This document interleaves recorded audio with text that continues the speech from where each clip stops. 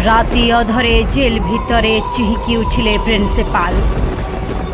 अधराति principal सार बुड़ी गले झाड़े। सौम्याश्री जेल भीतर को आसी कुआड़े पचारुची मते कहीं न्याय दिलनी सार।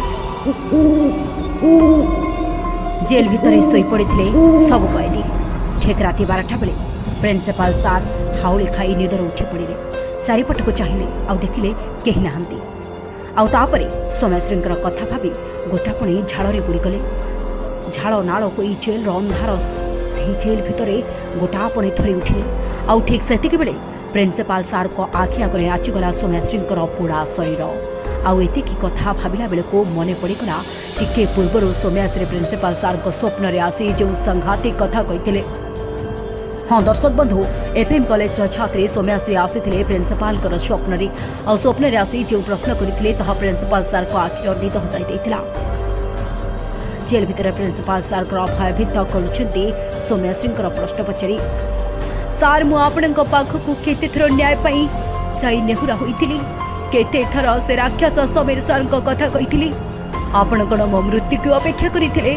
मु मरी गले आपण मो कथा को सत बोली विश्वास करने को अपेक्षा करथिले कि? जदि आपण मते न्याय देई थांते तेबे एही दिन केबे देखिबा को पड़ी नथंता। मो परिवार मो बापा मां को छाड़ी मो केबे आर पारी को आसी नथंती। सार आपण मते न्याय न देई सब सारी देले। मो कथा को गुरुत्व देवा अपेक्षा मते प्रमाण मागिले। आ मो जे प्रमाण शेष रे देली ताहा तुमको ए जेल अंधार सेल भितरे बे टाणी रखी देइछि। सेदिन मु जेमिति तुम कार्यालय आगे आपण को आखि सामने छटपट हो जीवन हारी। ठीक सेमिति आपण एबे जेल भितरे जली जली मरिबे। आपण एबे प्रायश्चित करिबे आ भाबिबे जणे राक्षस को समर्थन करने को जाई गोटे परिवार को झियो शून्य करदेले। जदि आपण न्याय देई थांते पक्षपातिता करि नथांते तेबे आज मो परिवार सहित थांती। कॉलेज भी जाई थांती, सांग मानक मजा मस्ती करि थांती और पाठ पढ़ी थांती।